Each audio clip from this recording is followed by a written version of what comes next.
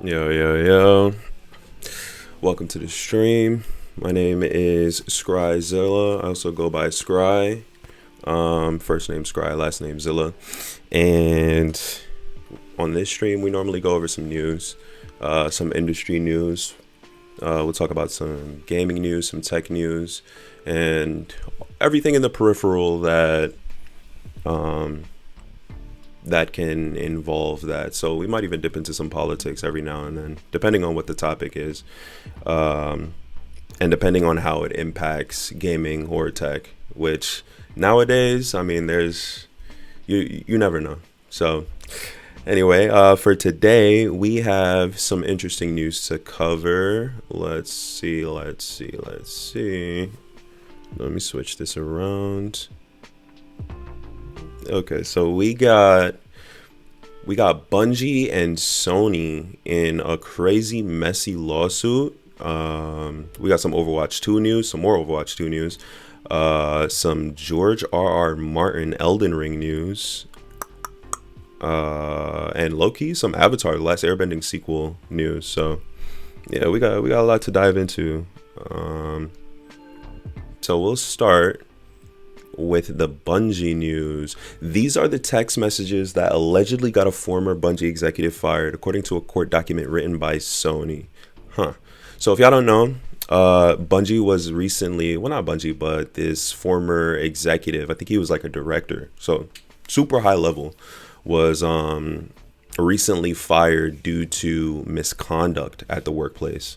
Some crazy stuff. Like, Bungie was actually under fire for a while for having a very toxic workplace in regards to misogyny and, you know, a whole bunch of crazy shit. So let's dive into it. Let's see what this weird executive was talking about. Damn, right off with the caption, I hope your boyfriend doesn't mind I text you a lot. Creepy as hell, but we're gonna get into it. A lawsuit between Sony and a fired Bungie director is getting messy. Sony have revealed the text messages sent by the former director, which they say are proof of his predatory behavior and justify their decision to dismiss him. Christopher Barrett was removed from his position last year in a dramatic reshuffle, and it was later revealed that these reasons included alleged inappropriate and unwanted messages to female staff at the studio.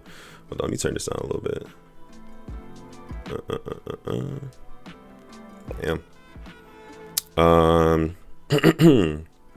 In response to the allegations, Barrett sued Bungie and parent company Sony for breach of contract and defamation, claiming that the investigation that led to his dismissal was a sham.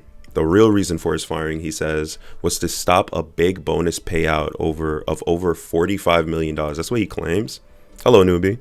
Welcome to the chat. Welcome to the stream. Right now, we're kind of covering this crazy lawsuit, this messy lawsuit between Sony and an ex-executive that was tweaking, apparently.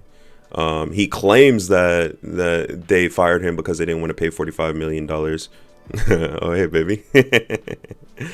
Yeah, he claims that they didn't want to pay out $45 million, but that's not the case. I kind of took a look at this article, and if these are the text messages, they're creepy as hell. I'm not gonna lie.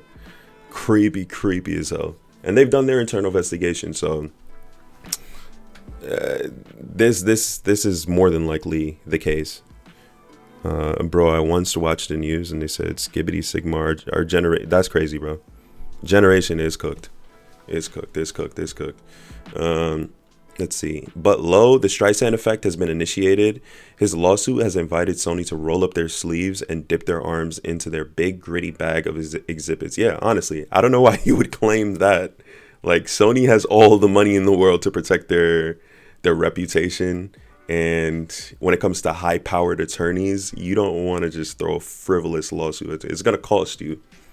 He should have just bowed his head and dipped.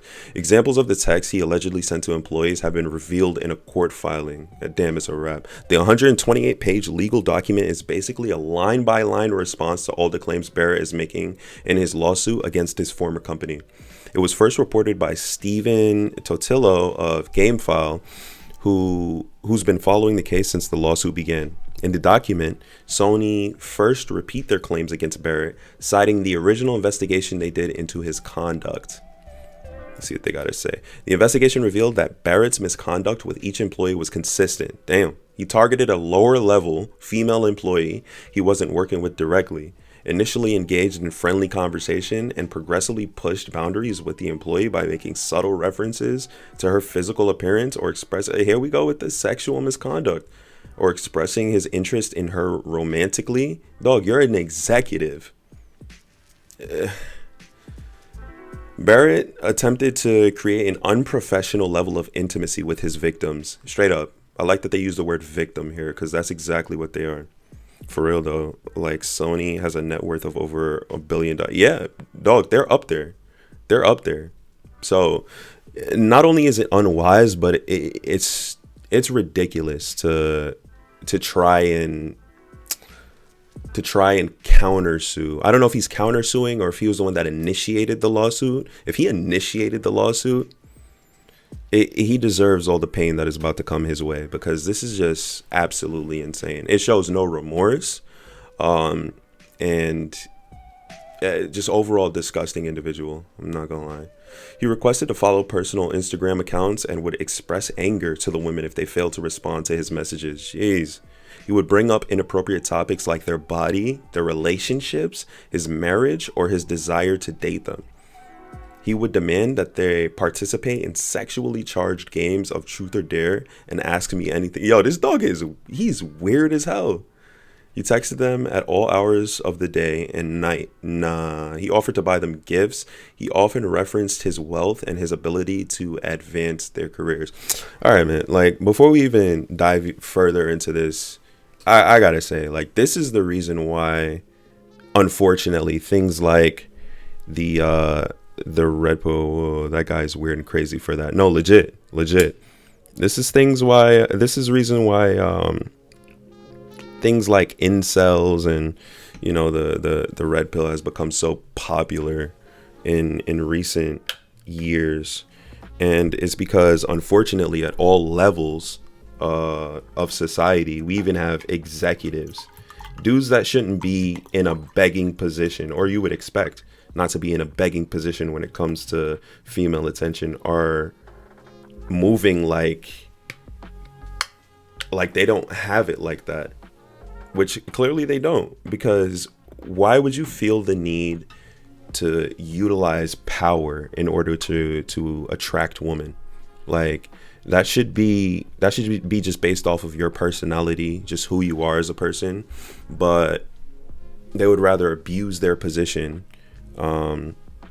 to victimize these women who are at a lower level. And I mean, he knows exactly what he's doing, which is why they were correct in using the word victim over here in the court document, is because he is victimizing these women, you know. And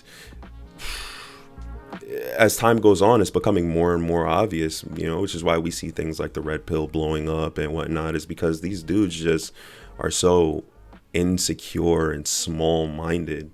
Like, this is the way that you attract a woman, is by, damn, I gotta be an executive, and I gotta hold that over her. You know what I'm saying? I gotta manipulate her at the workplace. Bro's going to jail after that. I think it's illegal it's 100% illegal. It's a form of coercion and sexual misconduct and sexual exploitation. Like, it's over for him. It's over for him. And the fact that he initiated a lawsuit against Sony, dog, and they got the evidence stacked against you, is ridiculous. Sony then goes on to include specific examples of the text Barrett allegedly sent to female employees, as well as behavior they say he engaged in, such as calling it female employees while drunk to ask who they were dating. Yo. Here's some of what was included in the document. Barrett asked victim 1 to play truth or dare over a text message and inquired, "What do you think is your best and worst feature physically?" What are we, in high school? What do you think is your best and worst feature physically? He later told her in the text message that she was hot. Despite victim one's explicit request in writing for Barrett to recognize boundaries, he called her late at night while drunk, and after keeping her on a FaceTime call for hours, moved down a dark hallway to his bedroom and suggestively told her, "I can't believe I am lying in bed talking to victim one." She abruptly hung up. Hell yeah. Hell yeah, that's weird as hell. Barrett sent victim 2 Instagram direct messages stating, "You are the holy grail. I hope you find a person worthy of your attention," and qualified it with, "I'm not hitting on you. I hope it doesn't feel like that. I'm married, but I can be honest. You are the 0.00001 and better be treated like that forever." When victim 2 responded that her boyfriend treats her very well, Barrett responded, "He better, because I would hit on you if he wasn't." Get a grip. Yo, what did he mean by that? Nah, like he's tweaking. Barrett also sent victim 2 an Instagram direct message asking, "You want to be worshipped, I think?" All right. Like, put this into perspective. Your boss is texting you things like that. Wildly inappropriate. You want to be worshipped, I think? Why are you against that actually happening? And a few days later, message victim 2. What are the steps one would have to take to date you? What's the strategy guide? Yo, this is the thing about the corporate world, right? And this is going to be a frequent thing with me if you tune into the podcast. By the way, newbie, don't forget to drop a like and sub if you enjoy the content. But this is Instagram is the most crazy social. Yeah, it's crazy on there, dog. But this is going to be a frequent thing with me when it comes to these corporate things that are going on. Oh, thank you. I appreciate it. A lot of these high-powered executives or people who are in positions of power, I'm starting to realize it's almost like they have to sacrifice a piece or a part of themselves in order to get there. Because for you to be a grown married man and talking to these women, victimizing these women, and sounding like a high schooler, it's like it's almost like there's a huge disconnect. There's a huge disconnect. You know what I'm saying? It feels almost, I don't know how to put this. It's like when you go through life normally, you know what I'm saying? You get to a certain age, you make certain realizations about the world, and not just about the world, but about yourself and your position in it. But I feel like people in positions, or the vast majority of people who are in positions of power, it costs a lot to get to that position. Unless it was handed to you, unless you're like a nepotism baby or whatever, and it was handed to you, you just get it strictly off of like friends or who you know or that kind of thing. This feels a lot like, this feels very typical, is what I'm saying. It is ridiculous. Anyway, let's see. He says later in the conversation, bro felt freaky. Yeah, honestly. Later in the conversation, when victim 3 told Barrett she was busy, Barrett stated, "I want your attention." So annoying. Ugh. Slimy. In another Microsoft Teams exchange, he was on Microsoft Teams exchange, tweaking out. Barrett asked victim 4, "Are you still in PJs? And is it like a button down top and bottom, sweatpants, Lululemons?" Yeah, lock this dude up immediately. Just 3 weeks into victim 5's tenure at Bungie, Barrett called her late into the evening while drunk and told her intimate details about his personal life and asked her about who she was dating and what her type was. He sent her a personal Instagram follow request to connect that night, which she did not accept. Ugh, slimy dude. It's crazy. He had 5 victims. This dude didn't like. Ugh. There's a huge disconnect with people like this. There's something missing. Or something broken. SONY goes on to say that many of the women involved eventually reported these incidents to human resources, but were nonetheless afraid of for their positions. Of course, Barrett's predatory behavior caused the victim to seek guidance from other Bungie employees on how to manage Barrett's constant boundary pushing, given that he was a long-standing senior member of the company, they say. Some victims did tell Barrett to stop, but even in cases where he initially feigned compliance, Barrett promptly picked back up again with his disturbing behavior in the next communication. This dude was just on go. Bro had a wife and still, yeah, man.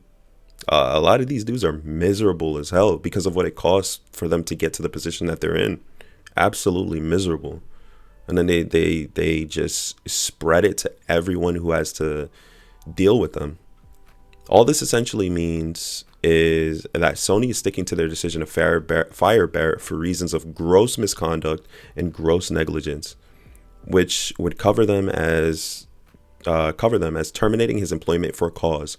This is the part that Barrett disputes. He claims that he has been scapegoated, falsely accused, and defamed, all because Sony doesn't want to pay out a big bonus.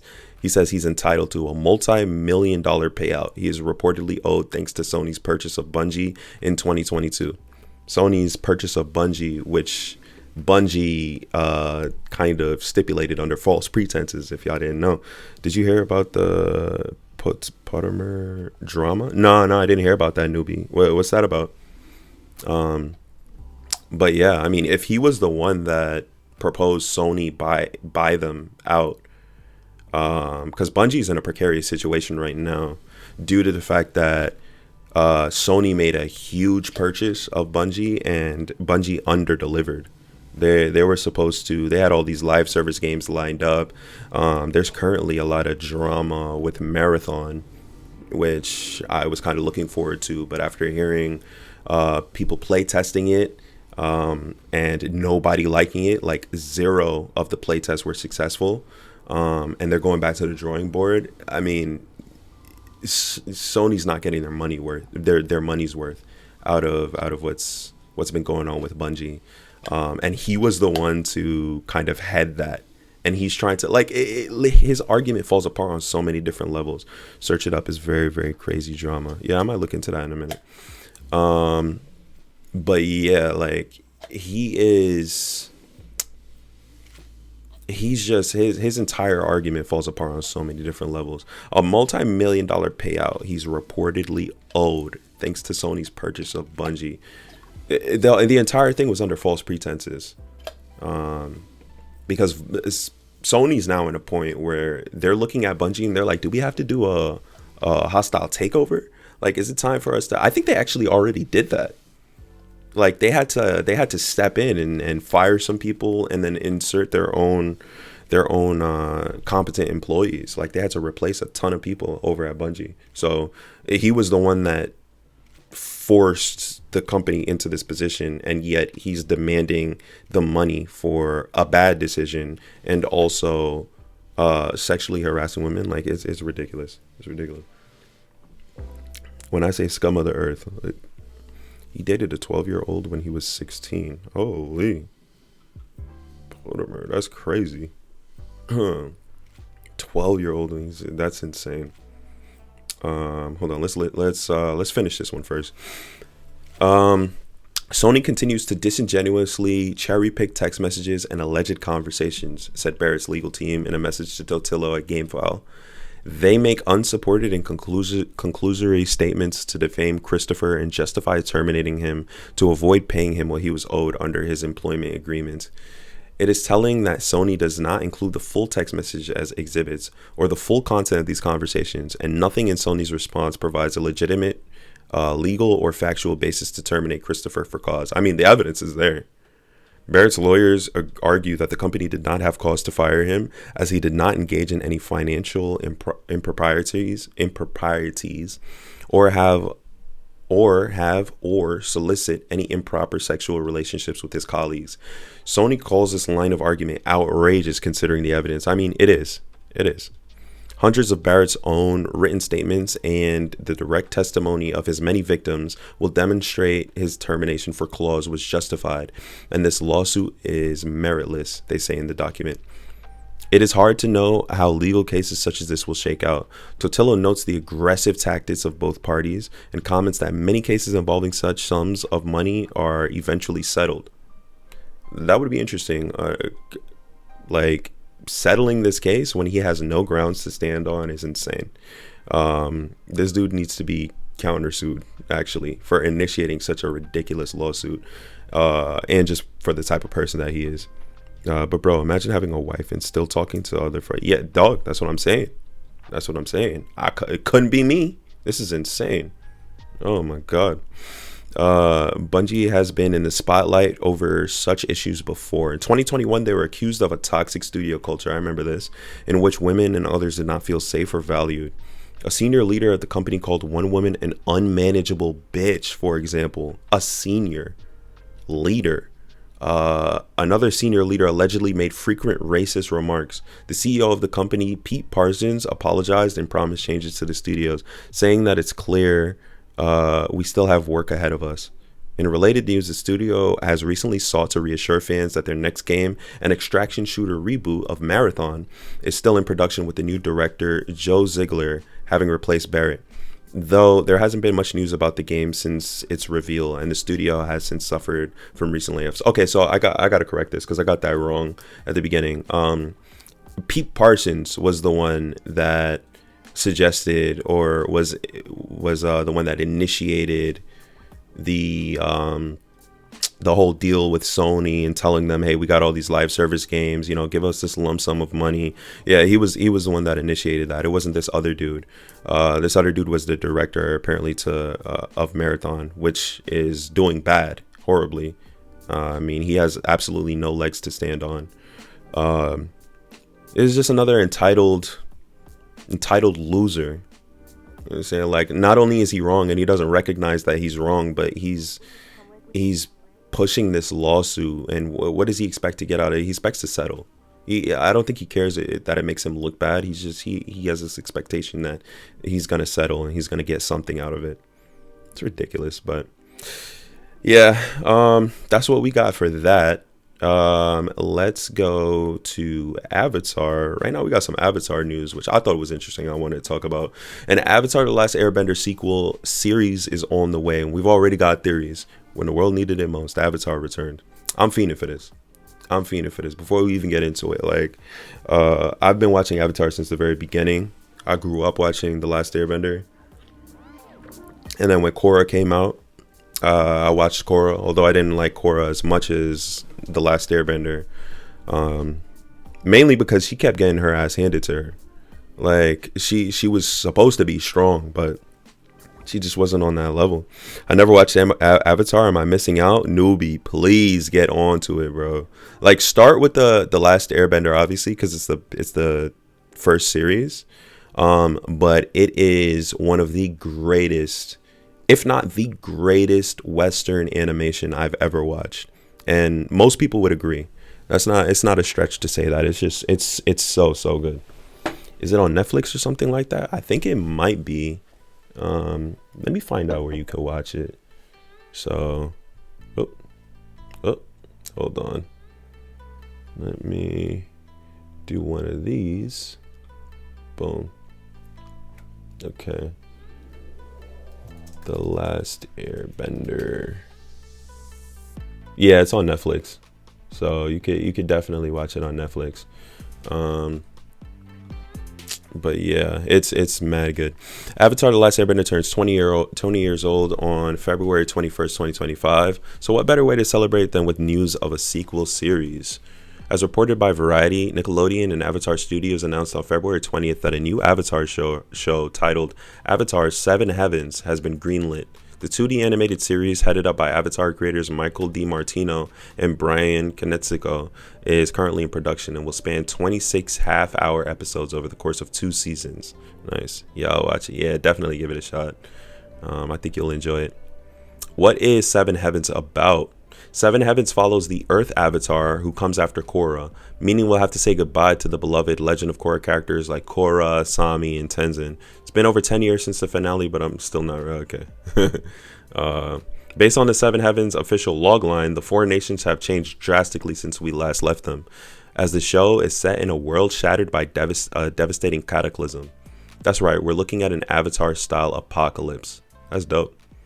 A young earthbender discovers she's the new Avatar after Korra, but in this dangerous era, that title marks her as humanity's destroyer, not its savior. Ooh. Hunted by both human and spirit enemies, she and her long-lost twin must uncover their mysterious origins and save the 7 havens before civilization's last stronghold collapse. This is an interesting premise. Um, Imagine if Nickelodeon and Avatar made a collab and made a SpongeBob episode named Avatar. That would be insane. SpongeBob episode named Avatar Under the Sea. That would be nutty. There's already so much to unpack here. What is this cataclysm? Did Korra have something to do with it, leading humanity to despise the Avatar? And what are the Seven Havens? Could they be the new names for the fractured four nations?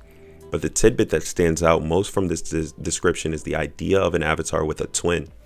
This concept isn't new to the world of Avatar. Randy Rebay's novel, The Reckoning of Roku, reveals that Roku had a twin brother who died when they were young.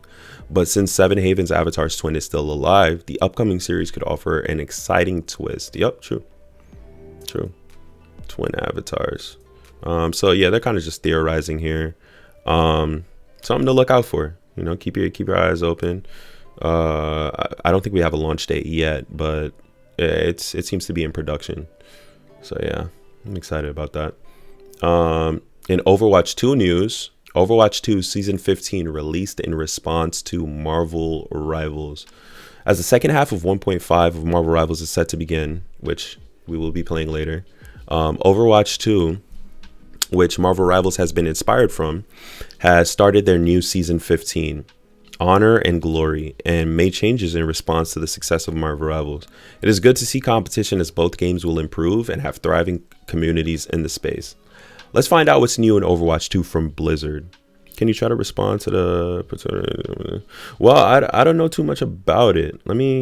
I'll take a look at it. Let's see what this is about. Because I'm not a part of these communities, so I don't know much about it. Oh yeah, this is a Roblox YouTuber situation. Yeah, I'm not in the Roblox community. I'm not really gonna cover this one. Newbie, I'm sorry. But I can't say that I'm surprised. I mean, Roblox is kind of like one of those. Roblox and Minecraft, they have a notorious community when it comes to things like this. Unfortunately, I hate to say it. But let's see. Let's find out what's new from Overwatch 2 from Blizzard. The thing about this, that it's unsurprising that they're feeling the heat, because this is their first competitor when it comes to this genre. Overwatch 2 kind of created the genre, and or not Overwatch 2, Overwatch, the first Overwatch, created the genre of hero shooters and really exploded the genre onto the scene. I remember when it first dropped, like, everybody was talking about it, everybody was playing it. I was playing it. It was an amazing game. Me and my friends were on it for like days, weeks, months. 1 second. Let me see. I got a miss calls. Give me 1 second, y'all. Oh, that's weird. I'll look into that later. Yeah, it was crazy. It was crazy. But what happened is they just didn't have the ability to retain the audience long term, which is normal. I mean, it's a live service game. It's kind of difficult to keep everybody happy for an extended period of time. Eventually, as a company, you have to make decisions. Do we cut this? Do we keep this? Doing that is going to upset these people, and it's going to make these people happy. But what's best for the business and also what's best for our consumer? It's a very difficult thing to have a live service game be successful for an extended period of time. So that's not why I'm World War Overwatch, because I am World War Overwatch. Like me and Overwatch, we got beef. And the reason why is because it's classic corporate stuff that caused them to fall, you know? They got comfortable as a company. For real though, making updates to your game or making a new game is making people happy or mad as hell. Yeah, it's a common thing. But they got comfortable and they got complacent as a company, and they thought they could just do whatever and people were just gonna spend money on their game anyway. If I remember, Blizzard also was in the news for having a very toxic work culture, so I'm not surprised to see that pervade into their business decisions and the choices that they made as a company, because what they were doing was wildly toxic in terms of like, yeah, we're gonna launch a completely new game, Overwatch 2. It's gonna have a PvE, and then when it launched, it didn't have a PvE. So it's like, okay, what are y'all doing here? And its main selling point wasn't a thing. The story started to fall off and go into all sorts of different directions. The community had tons of complaints and feedback to give them, and they weren't listening at all. But they still wanted your money. You know what I'm saying? They were still trying to siphon as much money out of your pockets as possible, because it's a business. That's what it's here for. While not listening to the community, being complacent, not working on PvE. So it's just funny to me that as soon as Marvel Rivals, they have a violent competitor on the scene. We got to make we got all these changes. We want y'all to come back to the game. Please play our game again. Like, look at us. We're different. We're brand new. Like, I was once playing VR and tried making friends and heard some random kid shout about 10 racial slurs. That's tough, dog. That is tough. VR community is also wildly toxic from what I've heard. Like, the VR community, it can get a little hectic. But yeah, like the Overwatch and Blizzard, like, listen, I know with playing a live service game that your goal is going to try to get my money, right? The thing is, dog, you got to be respectful about it, and you got to try. Like, you have to try. You have to earn that dollar. Like, Overwatch 2 wasn't on that. And it's just so funny to see them put in all this effort after the fact. It's like the end of a toxic relationship. It's like, I'm different. I changed. No, you didn't. You're still the horrible company that we broke up with. Like, we're not playing this damn game. Season 15, Overwatch 2's boldest gameplay evolution yet. I could give a rat's ass, but let's get into this. Heroes, the battle is calling, and the fight is evolving. Overwatch 2 Season 15 is here and pulling no punches with the debut of a perk system, a fresh competitive year, and a treasure trove of rewards that makes every victory count. This season is bursting with content that will have you rallying your squad to claim rewards like never before. I'm not rallying nothing. From a fun perked up event with weekly challenges to loot boxes returning, this is your moment to fight for honor and glory. It's time to step up. I'm not stepping up. Prove your skill. I'm not proving no skill. And to make this season your own. I won't be doing that. I'm just covering it because I see an L. I see Overwatch 2 just completely disintegrating in the future. I don't know where the community's at, but Marvel Rivals is just siphoning the community, the Overwatch community. I remember playing Brawl Stars around like 2020, and now the game is completely ruined by the updates. Damn, what happened with that? The updates, how did the updates ruin the game? Let's see what they got to say. Upgrade, adapt, dominate. Season 15 introduces perks, the biggest evolution to Overwatch 2's gameplay yet. Imagine taking your favorite hero's abilities and cranking them up mid-match, creating new strategies, playstyles on the fly for each match in quick play and competitive. That's perks. You'll unlock, hold on, what? Taking your favorite hero's abilities, cranking them up mid-match, creating new strategies and playstyles. You'll unlock minor boosts that give you just the edge you need, and major updates that can completely change the tide of battle. Available for all 42 heroes, there'll be a total of 168 perks at launch, with each hero having 2 minor and 2 major perks to choose from. We had a cool RNG that would give us progression, but they removed it and added something else. Damn. Yeah, live service games will do that a lot. Like, they'll have something good going and then just completely ruin it and cook it. And then it's like, I was playing the game because of this one mechanic, and now it's gone. So I'm not playing the game anymore. But perks are more than just upgrades. They're a new way to experience Overwatch 2. Whether you're chasing victory, perks add depth, strategy, and a whole lot of excitement. The perk system will continue to evolve with regular updates. Okay, so honestly, that's a good shot for them because they see what's going on with Marvel Rivals, and Marvel Rivals, like, what is it called? Like, it's like a matchup kind of link up thing where if you use one character and they have like your teammate uses another character that has like a link up ability or whatever, it makes the game interesting. And so they took a look at that and they're like, how can we put a spin on it for us? And honestly, I'm sleep because I'm not playing this shit. I'm sorry, I'm not playing this shit. I'm not. Listen, Overwatch has a fire art style. That is one thing I will always give it praise for. But and they were the innovators as far as this play style goes. But it's time for you to go to rest, and it's not because of the game, it's just because of the company. I just can't support the decisions that they've been making. And now how many characters are like mixing 3 or 2 characters because they can't come in?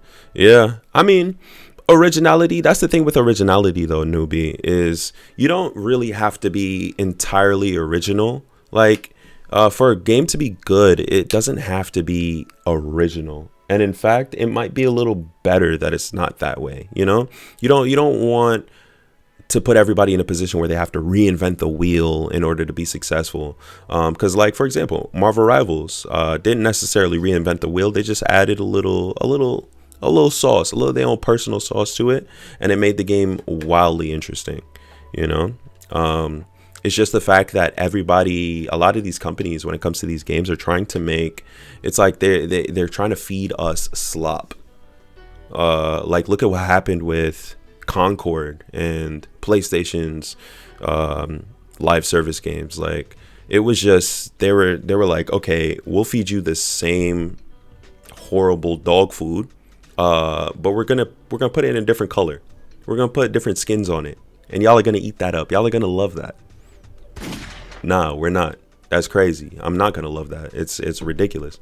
So yeah, no mercy for Overwatch. Get perked up is crazy. They keep breaking the game and sometimes even crash servers. Damn. Get ready for the perked up event. Long time celebration of perk systems. This event is about to keep fun alive after a week, giving you reasons to hop back into the fight. Yeah, no, they're just they're introducing new things to try to pull back their dedicated players. Premium battle pass. Here we go, another premium battle pass. Yeah, I'm gonna kind of just cursory go over these. See, season 15 is about celebrating what makes Overwatch soon. Change the way competitive rewards that make every victory feel earned. Loot boxes, yada yada yada. Unboxing loot. Victories out here, hero. Squad up, dive in, and make season 15 your own. That's not happening. Listen, Overwatch, Marvel Rivals just dropped The Thing and Human Torch. And there's just so many other characters that they could drop, that they will be dropping in the future. I don't see people leaving Marvel Rivals unless Marvel Rivals does some snaky, crazy, underhanded corporate thing to their consumers, something completely anti-consumer. I don't see them drastically losing their player base, you know, especially not to Overwatch 2. Overwatch 2 has left a horrible taste in a lot of people's mouths. It's one of those games. It's a lot like League in a different way. Like, if you played Overwatch 2, you probably have an abusive relationship with it, you know, because the game is abusive, or the company is abusive rather. And I just can't do that. Premium battle pass, it reminds me of something. Oh yeah, the Fortnite battle pass. Yeah, all these games got battle passes nowadays, newbie. Crazy. But anyway, 5 for that. We not playing no Overwatch. Reload. All right. Sony being sued for artificially high prices on the PlayStation Store. I just thought this was interesting. I wanted to cover it. It has been revealed that a Dutch consumer group has filed a class action lawsuit against Sony. The organization, I can't pronounce that, Massachade and Consument, alleges that Sony is keeping prices on the PlayStation Store artificially high and is abusing a position of power by preventing players from buying digital versions of PS4 and PS5 games elsewhere. The class action lawsuit joins others that has surfaced recently in Portugal and the United Kingdom. You're paying too much for PlayStation games. The class action lawsuit, which was discovered first by tweakers, states clearly in the headline that you're paying too much for PlayStation games. The suit has dubbed the alleged overpayment Sony tax, and it stresses that all PlayStation gamers in the Netherlands have a right to compensation. On February 17th, the legal body wrote to Sony to hold it liable to the abuse of its dominant position and its further unlawful conduct in relation to PlayStation 4 and 5. So if this is true and this has any weight to it, Sony being sued is crazy. I mean, I can't say that it is. PS4 Plus is worth like $10, And like, I ain't paying $10 to play Minecraft with other people. That's fair. I can't say Sony being sued is crazy, only because Sony is in a precarious position themselves. They are dominating the market and the industry. Xbox seems to be bowing out. They seem to be taking the Sega route. And seems like they're not really going to be putting much emphasis onto producing consoles and whatnot. So that just gives Sony more and more leeway to do crazy things, to head the market. So if this has any weight to it, which I have a feeling it does, it's unsurprising, and this is why we need competition. And this is part of why I'm upset that Xbox isn't, going head to head with Sony anymore. So Netherlands residents can't, because things like this are what's going to end up happening, Bro, I had a GTA 5 disc, but it broke, so we're going to try and get it fixed. Yeah, scratched, sadly. That's tough. Why didn't you get it digital? Netherlands residents can register as part of the class action. Oh, because if you've been playing it physically and then you go digital, you're probably going to lose all of your save information. Or I don't know how that works. Actually. Netherlands residents can register as part of the class action lawsuit for free by completing a simple form. The only requirement is that you've made a digital purchase via the PlayStation Store at some point since November 29, 2013. You must also be at least 8 years old. The barrier for entry for this lawsuit is pretty low. The most powerful... The gaming industry is now bigger than the film, TV, and music industries combined. Sony, as the manufacturer of the world's best-selling console, is one of the most powerful, if not the most powerful, players in this market. And with such power comes responsibility. In the EU, it is illegal for large companies to abuse their position to make more profit at the expense of consumers. Yet Sony does not fully comply with these rules. When you buy digital game or in-game content, Sony ensures that this can only be done via its own PlayStation Store. Sony keeps the market for itself in this way and can keep the prices artificially high. As a result, you pay more without getting anything extra in return. This is called the Sony tax. I played like GTA 5 every day trying to get 5 stars. It'd be like that. Excuse me. In November 2023, Sony faced a whopping $5 billion class action lawsuit in the United Kingdom for this very same reason. That case was kicked off in 2022, but the most recent documentation about the lawsuit was published midway through 2024, and the proceedings are unclear. So yeah, take care, newbie. Thanks for stopping by, dog. This is Sony news. This is why there needs to be competition in the gaming industry, because you'll have things like this. You know what I'm saying? Like, this Sony tax is crazy. Although I will say that they do put their games on sale for 70%, 75%. But if they're taxing the Netherlands like that, you know what I'm saying? It's time for the competition to tighten up. I mean, it seems like Steam is going to be Sony's biggest competitor, because Xbox is going multi-plat. So we'll see. And interesting news, we'll kind of just gloss on this. SABER Interactive is teaming up with Hasbro for a AAA video game based on tentpole IP. Warhammer 40k Space Marine 2 developer SABER Interactive is collaborating with Hasbro to produce a AAA video game based on tentpole. What's tentpole actually? I have no idea what that is. Tentpole. Game. Yeah, so I don't know what this is. Maybe it's like a completely new thing. But yeah, they are teaming up for a tentpole. Is this a strategy game? A tentpole game. Interesting. Okay. Let's see. Speaking during Hasbro's latest earnings call overnight, the company's CEO Chris Cox is crazy.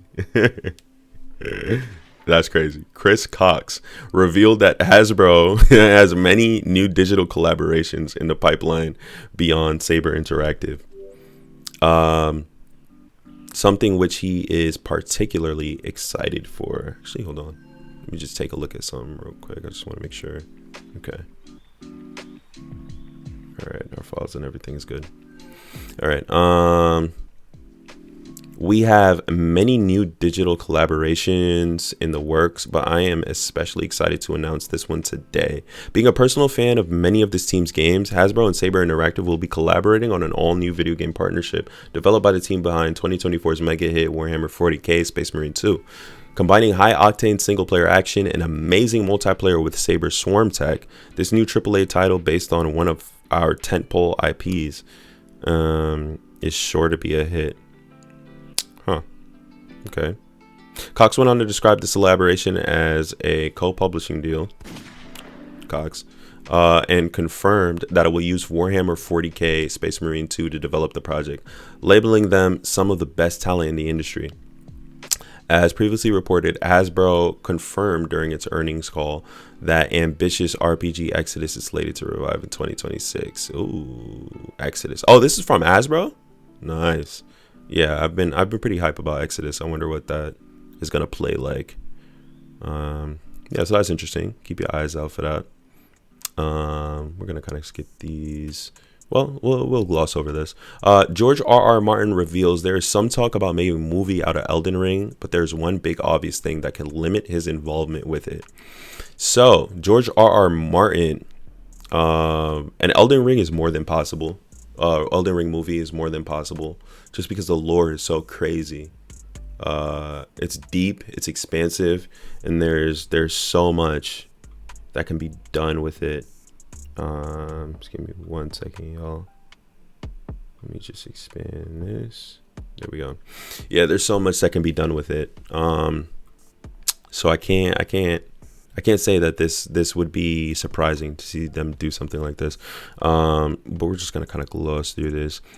He says, well, I can't say too much about it, and there's some talk about making a movie out of Elden Ring.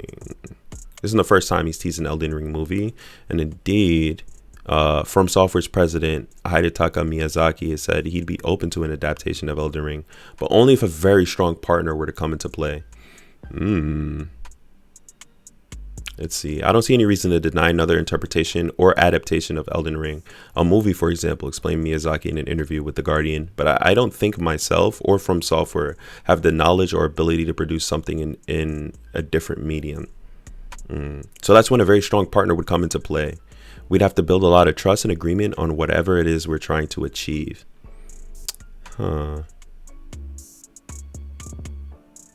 However, speaking to IGN, George R.R. Martin acknowledged that there may be a significant blocker to any heavy involvement that he may have with the Elden Ring movie. He's still working on the Winds of Winter.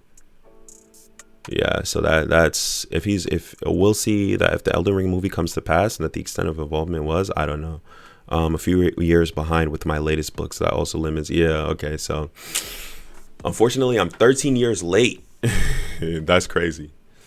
Yeah, so it could be possible. I can't see anybody except George R.R. Martin working on this. He's just got to finish that book first.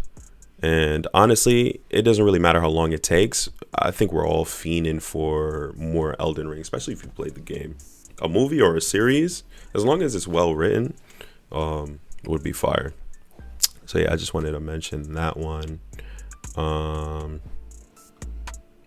Also this, after becoming the worst user reviewed game ever on Steam, Overwatch 2's recent reviews jumped to mixed.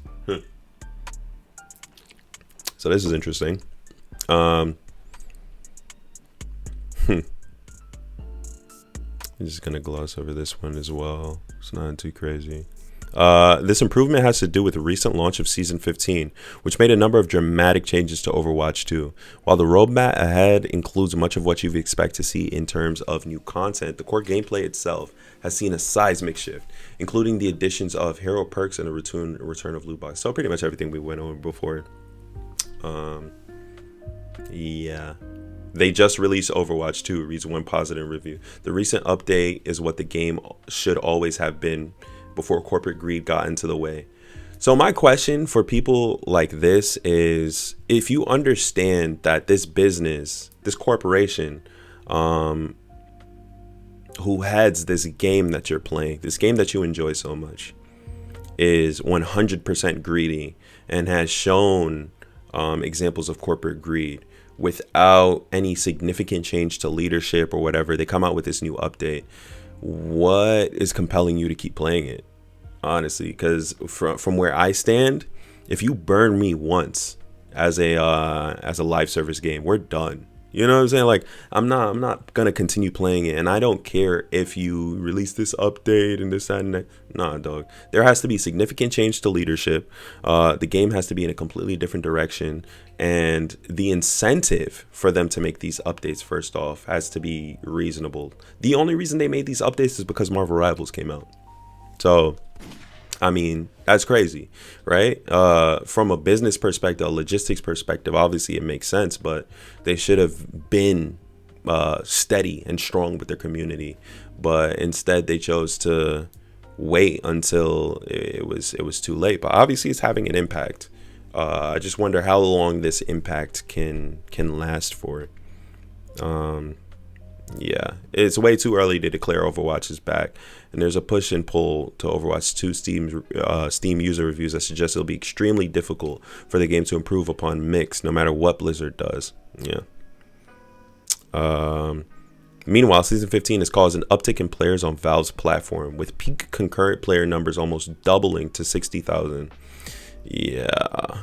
Meanwhile, Marvel Rivals, which launched a new mid-season update itself, has 305,000 peak concurrent players on Steam over the last 24 hours. So they're fighting an uphill battle, but it's an uphill battle that they created themselves. Honestly, they could have their numbers would have been a lot stronger if they didn't allow corporate greed to get in the way. Yeah. So that's that. And this last article that we're gonna cover, I just thought was interesting. Not gonna lie, the title got me, and the first paragraph got me as well. It got me heated. That's what we're gonna say. 5 for that, because this joint was crazy. Outsiders are important to most Assassin's Creed stories. The skepticism for Assassin's Creed Shadows is justified. Justified. That's the word that they choose. Justified. But the franchise was always built on this premise. Now, I will say, actually, you know what? Let's just get into this article. The controversy surrounding Yasuke and Assassin's Creed Shadows misses the point, as outsider protagonists have always been a part of the franchise. This is a little fair. This isn't, but we're gonna get into it. They said, one of the more frequent criticisms of the latest entry, Assassin's Creed Shadows, revolves around the decision to feature an outsider protagonist in a Japanese setting, Yasuke. Some fans argue that this choice betrays the franchise's core principles and disrespects Japan's rich history and culture. While the skepticism surrounding Shadows is understandable, particularly concerning historical accuracy, the backlash shouldn't be directed at the concept of an outsider protagonist. This narrative element has been part of the series consistently, making while the skepticism surrounding Shadows is understandable. That's crazy. Okay, first off, I'm asleep. This is ridiculous, because the skepticism surrounding Shadows is not understandable, right? It's a lot of racists who are grifting in the industry, and they have problem with a black co-protagonist. By the way, he's not the main protagonist. There are 2 protagonists. You have Naoe, which is she's a kunoichi, which is a female ninja, who is the Japanese protagonist that many people, I don't know, seem to miss. And she's the assassin, by the way, in an Assassin's Creed game. So she's the main protagonist. And then you have Yasuke, who is an actual figure in Japanese history. He was a slave that was brought over to Japan, and he was his history is a little clouded and can oftentimes be misrepresented. But this is a fantasy game. It's Assassin's Creed. You understand what I'm saying? Like, for all these people to be complaining, oh, historical accuracy, he was there. He was in Japan, and he was a retainer, All right. He might not have been a full blown samurai. That might not have been the case, but that's where you take some liberties. It's fiction. You understand what I'm saying? Like, it's a video game. People don't give a shit about historical accuracy. That's not why we play video games, for everything to be historically accurate. Call of Duty, one of the most best-selling video games of all time, is not historically accurate.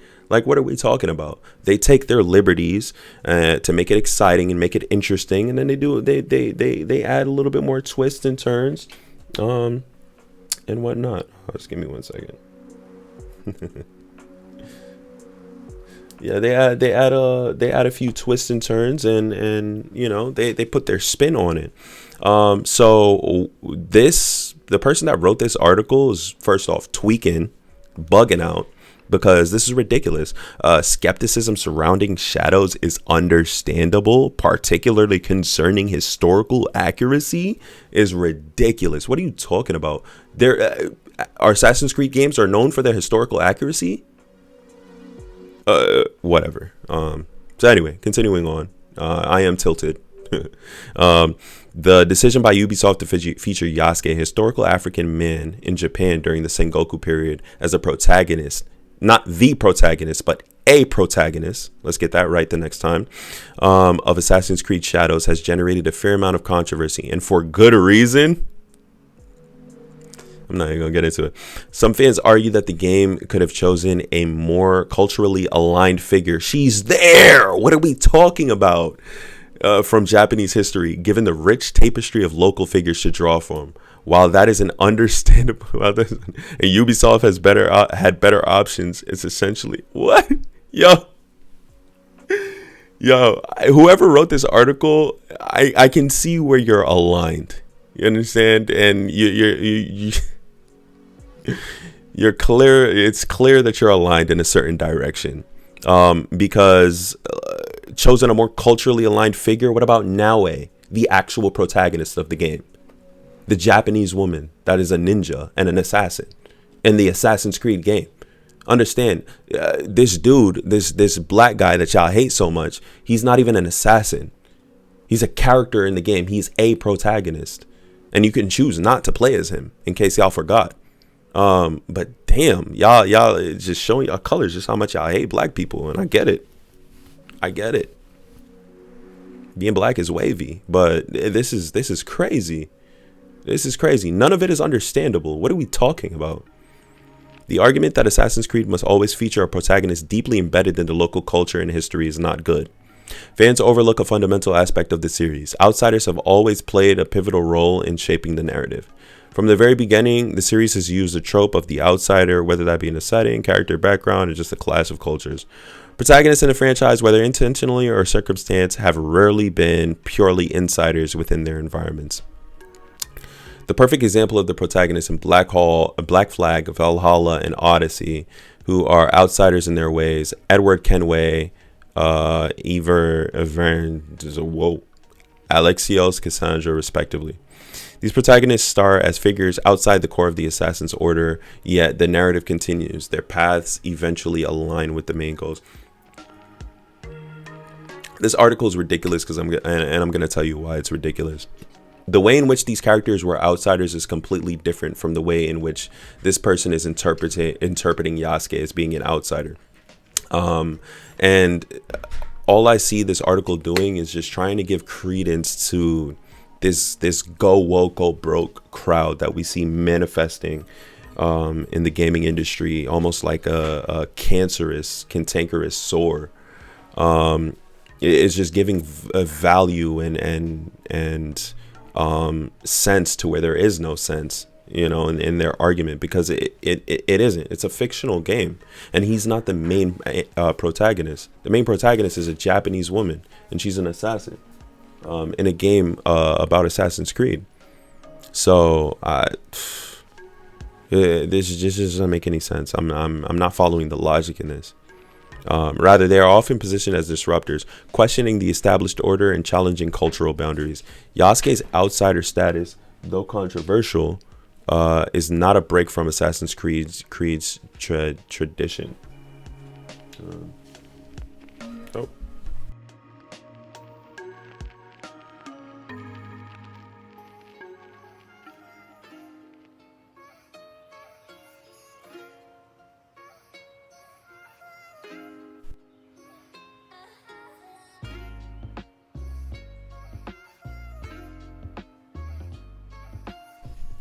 Okay.